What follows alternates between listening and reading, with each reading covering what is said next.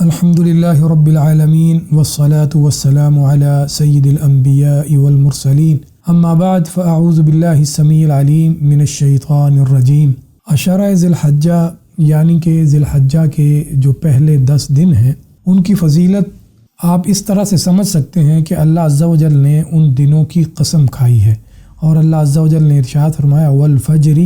ولیال عشر، فجر کے وقت کی قسم اور 10 راتوں کی یعنی کہ ذی الحجہ کی 10 راتوں کی قسم۔ تو اللہ عز و جل نے ان دنوں کی قسم کھائی ہے، جو کہ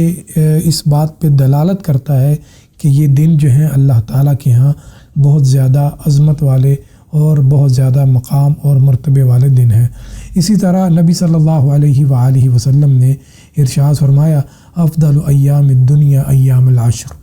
کہ دنیا میں جو افضل ترین دن ہے وہ ذی الحجہ کے پہلے دن ہے۔ اب صحابہ کرام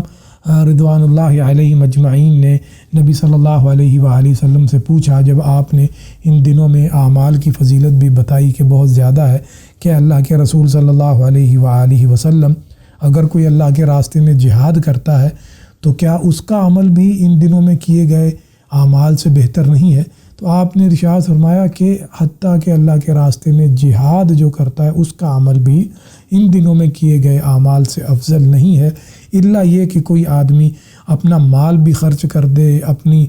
جان بھی اللہ کے راستے میں قربان کرتے، اپنا سب کچھ اللہ کے راستے میں قربان کر دے، تو اس کا عمل جو ہے ان دنوں میں کیے گئے اعمال سے بہتر ہو سکتا ہے۔ لیکن عام حالات میں اللہ کے راستے میں جہاد کرنا جو ہے وہ بھی ان دنوں میں کیے گئے اعمال سے افضل نہیں ہو سکتا۔ اب سوال یہ پیدا ہوتا ہے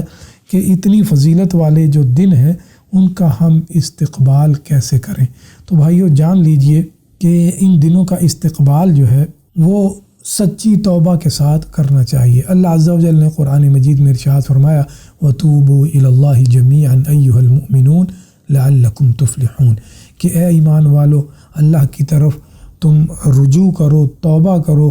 تاکہ تم کامیاب ہو جاؤ۔ اسی طرح جو دوسری چیز ہے جس کے ذریعے ہمیں ان دنوں کا استقبال کرنا چاہیے وہ ہے کہ ہم ایک مصمم ارادہ کر لیں کہ ہم ان دنوں کو جو ہے وہ ضائع نہیں کریں گے، ان دنوں کو جو ہے وہ ہم اللہ کے راستے میں خرچ کریں گے۔ اور اللہ عز و جل نے ارشاد فرمایا ہے والذین جاہدوا فینا لنہدینہم سبلنا، کہ جو ہمارے راستے میں اجتہاد کرتا ہے ہم سیدھے راستے کی طرف اس کی رہنمائی کرتے ہیں۔ تو ہم یہ ایک عزم مصمم کر لیں کہ ہم ان دنوں کو جو ہے وہ ضائع نہیں کریں گے اور ان دنوں کو اللہ کے راستے میں خرچ کریں گے، ان دنوں میں خاص طور سے جو ہے وہ اجتہاد کریں گے اللہ کے راستے میں۔ اسی طرح تیسری چیز اس بات کا ہم پختہ ارادہ کر لیں کہ گناہ اور غلطیوں سے خاص طور سے ہم ان دنوں میں اجتناب کریں گے اور عام طور سے باقی دنوں میں بھی اجتناب کریں گے۔ اس کا مطلب یہ نہیں ہے کہ ہم ذی الحجہ کے 10 دن جو ہیں وہ گناہ غلطیوں سے دور رہیں، اللہ کی نافرمانیاں نہ کریں، اور اس کے بعد جو ہے وہ ہم اللہ کی نافرمانیاں کرنے لگیں۔ ایسا نہیں ہونا چاہیے۔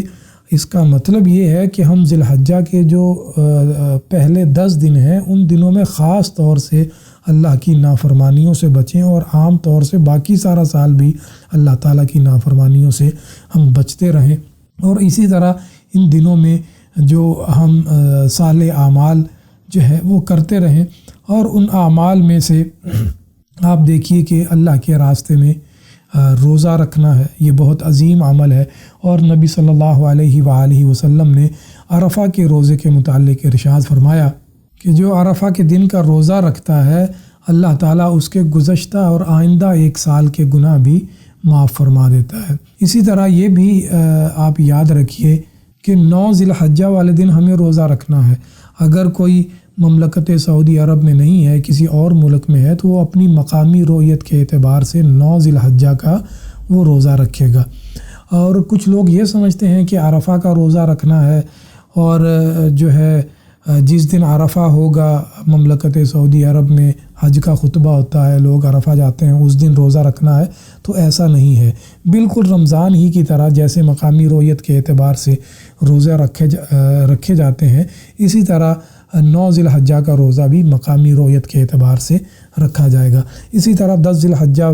والے جو دن ہیں خاص طور سے نمازوں کا اہتمام ہمیں کرنا چاہیے، اور عام طور سے باقی سارا سال بھی ہم جو ہے وہ نمازوں کا اہتمام کریں، ساری زندگی نمازوں کا اہتمام کریں، اور پھر ان دنوں میں تکبیرات پڑھتے رہیے، اللہ کی حمد بیان کریں،